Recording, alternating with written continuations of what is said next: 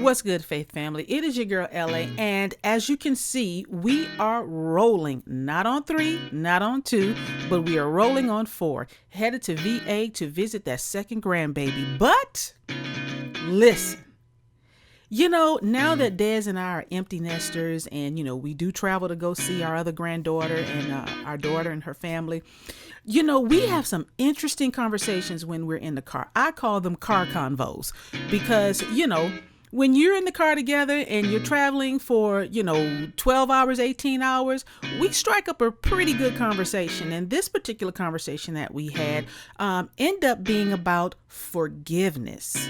And I'm sure as you guys, dive into listening what we're talking about, it's probably going to have you guys reflecting on the things that you probably went through or things that happened to you in your life or your childhood where you wish that person could have apologized to you, or there was some type of resolve about the incident that happened, because we've all heard it said that forgiveness is not for the other person, it's for you.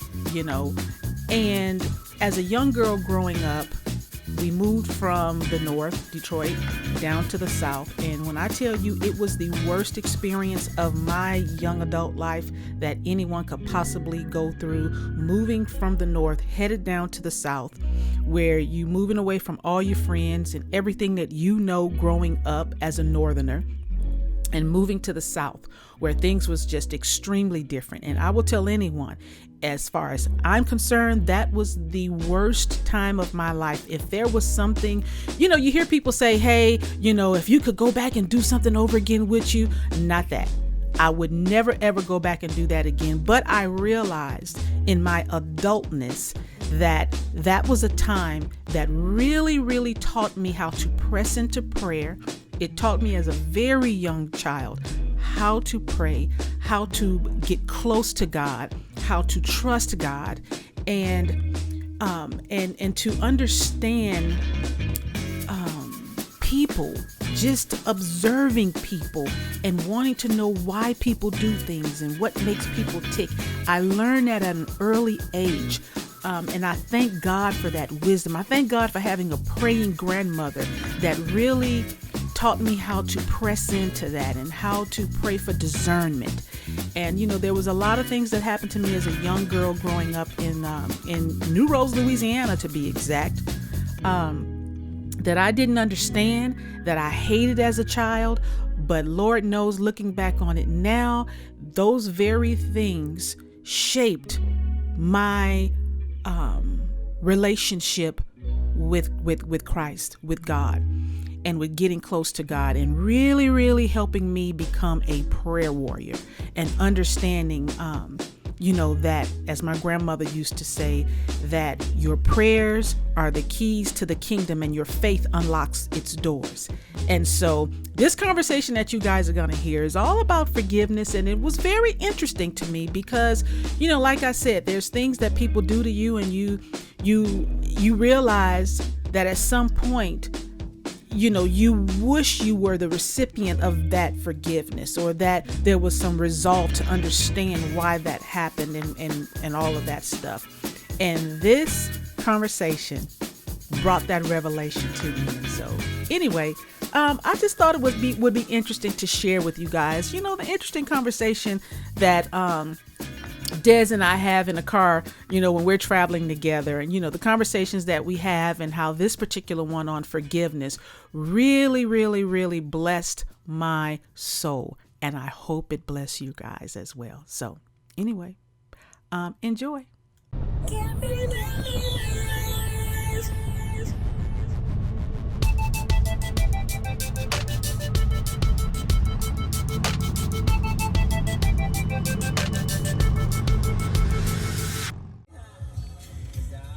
Pray for us. 13-hour drive with his attitude. Because he can't park straight in the garage. And then he has trouble getting into the car. If this is straight in the garage, she's like this. Oh, no. That's your left eye when you pull the truck in. I'll take a picture. No. Because so you don't want evidence? Oh, no, I park straight. I know how to park my car. You don't know how to park the truck. This truck is 13 hours straight. Truck is straight. with this bull junk. 12 hours. And just say bullshit. We don't do bull junk. We do No. bullshit. No. I'm going to say bull junk. I ain't. It's some bullshit. 4 hours later. We are in Baton Rouge. 13-hour drive this day. Probably do less than that. But we just got into Baton Rouge and we are trying to find some breakfast. See it. I need to get over. Because our stop is usually Buc-ee's, but he wanted to get on the other side of, oh wow, that's the Walmart. Well, it ain't a Walmart no more, but that's where I used to work. It's a Target now. When Walmart first came to Baton Rouge, that's where they located. It was the first super center Walmart in Louisiana, and now it's a Target. But we'll talk about all that later.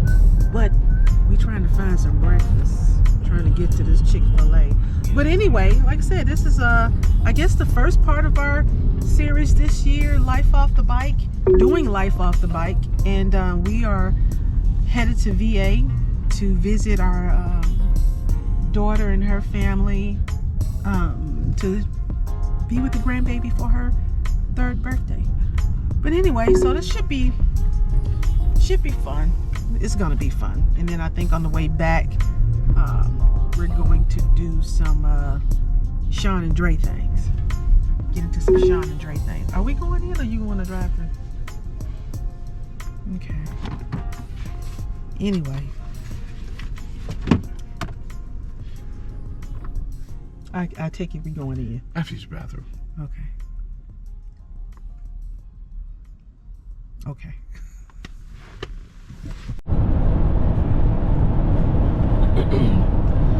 So we are on our very first series, I guess, Life Off the Bike. And it's the things that we do off the bike that allows us to enjoy being on the bike. And so this week we are headed to Virginia for our 2nd grandbaby's 3rd birthday. So yes, like I said earlier, we had them for Christmas. They came in town for Christmas, had a wonderful time with them, and they had to go back to, they had to go back to their lives. But the beautiful thing about that is we can go and visit. So we are headed to VA to celebrate old baby girl's 3rd birthday. So anyway, just passed through Louisiana, got us some breakfast finally. And I guess if we're gonna chat it up a little bit, since we in a car and we ain't on 3 wheels and he ain't on his 2 wheels, we just passed through Baton Rouge, and that's where D lives. So he lives in, well, you don't live in Baton Rouge. He used to live in Baton Rouge. You grew up. There you go. You grew up. I was born and raised. Born. Okay. Come on. Can you tell the story? My mama birthed me, and there I was. Your daddy had something to do with that, though, right? Yeah, well, that was. I didn't want to get too graphic. That's kind of pre-birth stuff. But, anyway, yeah. He was born in Baton Rouge. I did have a mother and father. Yes. He's born in Baton Rouge, Louisiana. I'm not a test tube, baby. So he's born in Baton Rouge, Louisiana. Me, not so much. I hail from Motown, Michigan, Detroit, Motor City. Damn, okay? Yankee. Whatever. Was born and raised in Detroit, Michigan. And got out as fast as you could. We sure did. We sure did. We left in, I want to say 74? I think 1974. I thought you told me 79. Was it 79? Maybe 79. 79 sounds more right. I think maybe 79. And and we, my grandfather and grandmother, they are originally from Louisiana. Granddad from Woodville, Mississippi, grandma from Marion, Louisiana. And life moved them up north, and that's where they lived. And my grandfather retired from Ford Motor Company, because mainly everybody in Detroit works for the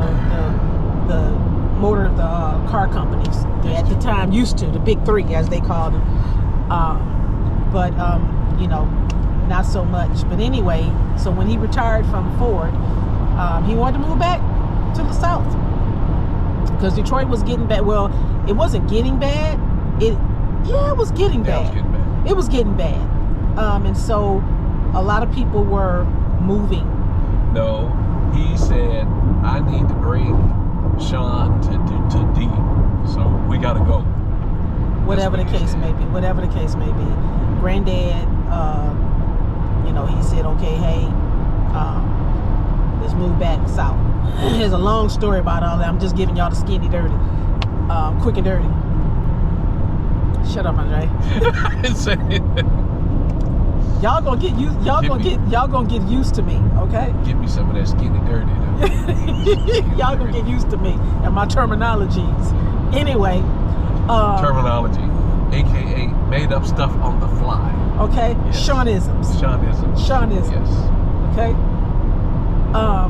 Anyway, I told y'all I'm real. This is what you get. So anyway, we moved to the South in I guess we'll say 79. I need to look at it again, but I think it was. And like I said, a lot of stuff transitioned and ended up moving down to Baton Rouge. We originally moved to New Roads, Louisiana, and some of that I remember. A lot of that time in my life I blocked out because it was the worst. Some people say it was the best of times, and it was the worst of times. New Roads, Louisiana. It was just the worst of times. It was the worst of times, and I ain't going to even apologize if anybody's watching this video that's from New Roads, Louisiana, because growing up, moving from the north and relocating to the south, living in a small country town like New Roads, Louisiana, with a false river. It was the worst experience of my life as a young girl growing up. The worst. The worst. The worst. You need therapy, dog? I probably do need therapy. I really do. You need therapist. I could write a book on that. All this good life I've given you has not been enough therapy? You good, dog, but okay. but sometimes when I think about the bridge that I crossed. Okay. Anyway, yeah, it was the worst time of my. We're gonna do a motorcycle ride to New Roads. Of my young adult life. Okay. Right. We're gonna do and a motorcycle ride. Hey, we're gonna do a motorcycle ride to New Roads. Okay. And I think the only beautiful thing about living back there was, and you go through certain things in life. You got to go through them. Okay. And in the words of Fantasia, it was necessary. Some things you go through in life are necessary because it helps, it shapes it, it molds you, and it increases your prayer life. And that's where I started carrying it. It was so bad living in New Roads, Louisiana, till my grandmother gave me the little green Gideon Bible. That's where I started carrying that Bible in my little jacket in school, in elementary school, because we were being bullied, we were being picked on, and coming from Detroit when my mom was single. So single mom and with two small kids and two small girls, and moving to the South with my grandparents and everything, and my grandfather's daughter and her family stayed there, and so they kind of helped us transition to New Roads. They helped us move down and everything, and got us situated in the neighborhoods and everything. But they kind of labeled my mom as the pariah for she was the woman from Detroit, that fast woman from Detroit, and she got them two little girls, and they she gonna steal your husband. She coming down from the city, them city slickers, and it was the teachers could not teach us. We were being bullied, not even by the kids, but by the freaking teachers. Okay, let me just get off of this because I was about to say, this is starting to turn to a therapy session. Oh, Jesus, it is. Oh, you went dark. My eyes started glazing. No, I could feel the emotion welling up. I started moving this way. I was like, ooh, this pushes me out. It was, anyway. Yeah. So yeah. Yeah, we need to go back to that. Let's just get shit over with. Whoo! You got to baby. cut all this. Baby. I'm telling you, I could write a book. I could do a serious podcast. Here's the thing. You can go back and look at some of those individuals and then look at yourself. Compare. And it was good to get out of there as fast as you could. It was. And you know what the beautiful thing about that was? One of the teachers that bullied me as a young girl, and she would always say, yeah, you ain't gonna do nothing but go out there and get a house full of babies. You gonna be a little fast-tailed girl. I could say something, but I'm just gonna leave that alone because that's getting personal, and we ain't gonna get personal. But anyway, but back then, young girls were like 12 years old and 13, and they were getting pregnant. They were having babies back then. Hey, that happens now too. I know, but back then, they were getting, so, you were just really shunned if that happened to you back then. And so, by us being from Detroit, naturally the teachers, oh, y'all gonna yell that fast-tailed girl, baby.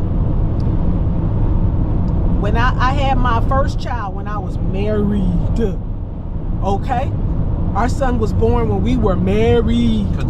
Conceived. He had a good, we sure was conceived when we were married. Okay? He had a good job. We were living in Houston, Texas by then. We had moved out. Life had happened. I had a new job. You had a new job. It got good, but it wasn't. Look, for them back then, it was a decent job. Okay? And for what we were doing, that was pretty good.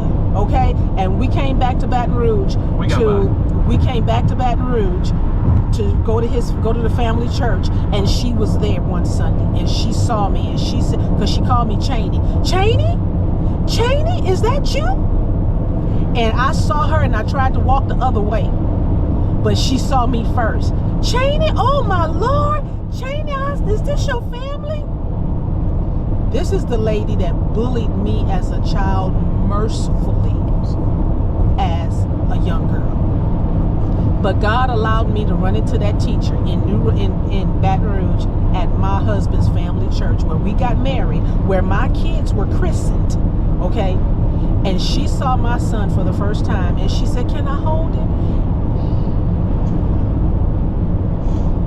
And as she took my son in her arms, she cried like a baby. And she apologized to me outside his family's church for all the things she did to me as a child and said to me. She broke down holding our son, crying like a baby. I will never ever forget that. Not only will I not ever forget what she did, but I won't forget the fact that God allowed me to go through all of that and to come back home that Sunday to his family's church, and she was there. And she saw me and apologized. Now, will the rest of them jokers that did the dirt that they did in New Rose, Louisiana do the same thing? You didn't answer my question. Did you forgive her? Yeah, I forgave her and moved on. Why don't I believe you? You just lied to me and your followers. I'm trying to be real with y'all. This faith thing is something else. Okay? Forgive her now. I did forgive her, honestly. Honestly, I did. I forgave her because you carry a lot of weight. She really did. You carry a lot. I'm telling you. You look. There are a lot of people walking around with scars. And by the grace of God, it is only by the grace of God that they haven't snapped as much as they possibly could, or can, or would, or will. You know how you stay mentally healthy? Well, how? You forgive. Yeah, I know. And I did forgive her. I did forgive her. Okay, but it sounds like you got some more to do. Got some more forgiving. I'm just explaining what happened. But anyway, I'm now starting to understand the rage I see sometimes. I'm just messing with you.